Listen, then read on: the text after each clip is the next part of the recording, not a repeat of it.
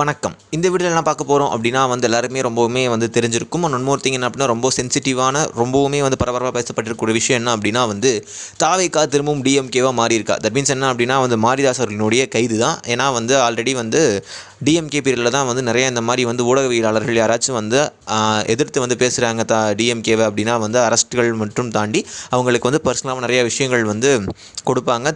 தொந்தரவாகவும் ரொம்ப சிவியராகவும் கொடுப்பாங்க டிஎம்கே பீரியடில். ஸோ அதே மாதிரி திரும்பவும் தாவேகா பீரியடில் கொடுக்குறாங்களோ, இது கட்சி தான் மாறி இருக்குது, ஆட்சி மாறவே கிடையாது அப்படின்ற மாதிரியான விஷயங்கள் தான் இப்போ ஓடிக்கிட்டு இருக்குது. இப்போ மாரிதாஸ் அவர்களை கைது செய்ததுக்கான காரணம் என்ன அப்படின்னா தாவேகா மீதும் தாவேகாவில் இருக்கக்கூடிய அமைச்சர்கள் அது போக முக்கியமான பீப்புள்ஸ்கள் மீதும் இவர் ஃபேக்கான ஒரு நரேட்டிவும் ஃபேக்கான ஒரு அக்யூசேஷனும் வைக்கிறார், எந்த ஒரு ஆதாரமும் இல்லாமல் அப்படின்ற மாதிரியான விஷயங்கள் வருது. போலியான செய்திகளை ஏஐ மூலியமாக தயாரித்து சித்தரிக்கப்பட்ட வகையில் அவர் பண்ணிக்கிட்டு இருக்கார், எந்த ஒரு ஆதாரமும் இல்லாமல் அப்படின்ற மாதிரி விஷயங்கள்லாம் பேசப்பட்டு இருக்கு. அண்ட் ஒன் மோர் திங் என்ன அப்படின்னா அப்படியே இருந்தாலுமே நீங்கள் எதன் அடிப்படையில் அவர் அரெஸ்ட் பண்ணி கூட்டிகிட்டு போகிறீங்க அப்படின்ற கேள்வி வருது. பிகாஸ் ஏன் அப்படின்னா ரூலிங் பார்ட்டியாக இருந்தால் என்ன பண்ணலாமா அப்படின்ற கேள்வியும் வருது. ஏன்னா டிஃபமேஷன் கேஸை போட்டு நீங்கள் கோர்ட்டில் கொண்டு நிப்பாட்டுங்க, நீங்கள் ஏன்டா சம்மந்தமே இல்லாமல் who give the rights to arrest that guy அப்படின்ற மாதிரி தான் எல்லாருமே பேசிக்கிட்டு இருக்காங்க. பிகாஸ் ஏன் அப்படின்னா இது அப்படியே சிமிலராக இருக்குது அப்படின்ற மாதிரி இருக்குது. ஏன் மூல காரணம் இது என்ன காரணம், எதுக்கு இப்போ அரெஸ்ட் பண்ணுறாங்க அப்படின்னா முந்தா நேத்தோ திரு மாரிதாஸ் அவர்கள் வீடியோ போட்டிருந்தார். தாவேகாவில் இருக்கக்கூடிய ஆதவ் அர்ஜுன் இருக்காங்கல்ல, ஸோ அதை பேஸ் பண்ணி அது லிங்க் ஆகக்கூடிய ஒரு விஷயம். இதில் இருக்கக்கூடிய ஜான் பிரிட்டோன்றது நபர் யார், இந்த நபருக்கும் ஆதவ் அர்ஜுனாவுக்கும் என்ன தொடர்பு, இதுதான் வலைத்தளங்களில் கேட்கக்கூடிய கேள்வி. முதலாவது ஜான் பிரிட்டோன்ற நபர் இங்க கைது செய்யப்படல, அவரு வெளிநாடுல எங்கேயோ பெரிய அளவில் தலைமறைவாகி பல வருடங்களா இருக்காரு. எனவே இந்த ஜான் பிரிட்டோன்றவன் மிக மோசமான ட்ரக் லார்டு. இது வரைக்கும் நீங்க பார்த்ததுலயே சிண்டிகேட் வச்சு கடலோர பகுதிகளை கடத்தக்கூடிய ஸ்மக்லிங் கும்பல்.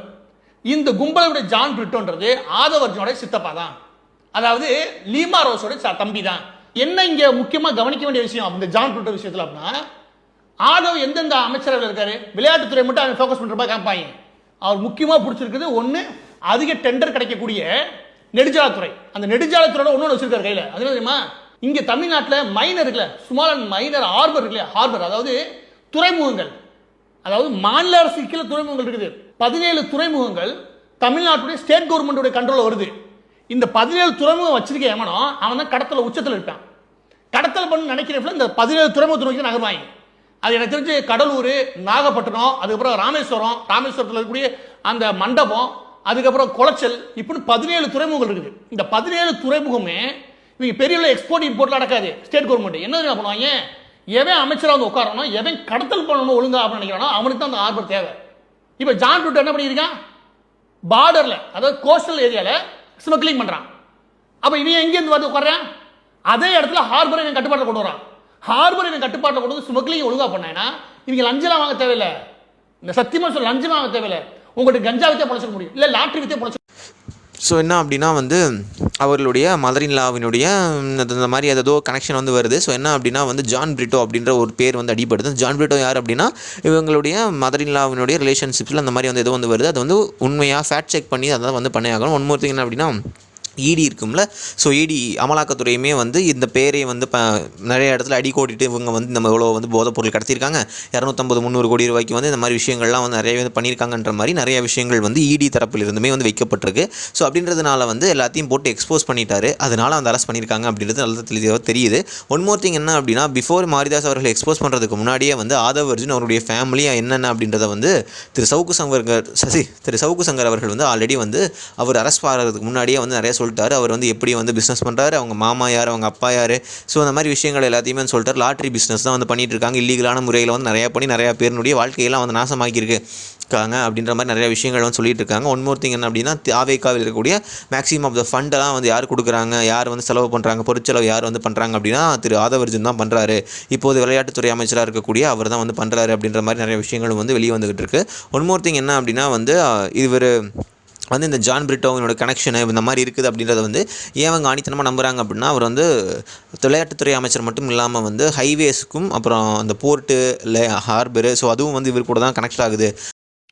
அண்ணன் அப்படி உங்ககிட்ட என்னடா கிடையாது, ஒரு 6 மாதம் டைமா, அவ்வளோதான்டா. அந்த 6 மாதம் உங்களால் பொறுமையாக இருக்க முடியாது. இங்கே பாருங்க மக்களே, நம்ம மினிஸ்டர் சார் பேசுறத கொஞ்சம் கேளுங்க, ஸ்கிப் பண்ணாதீங்க, கேட்டுருங்க. முக்கியமாக தமிழகத்தில் போதை பழக்க வழக்கங்கள் இளைஞர்கள் மத்தியில் அதிகமாக இருப்பதும், மது பழக்கம் அதிகமாக இருப்பதும், முக்கியமாக ட்ரக்ஸ் கல்ச்சர் இளைஞர்கள்ட்ட அதிகமானதுனால இன்றைக்கு பெண்களுடைய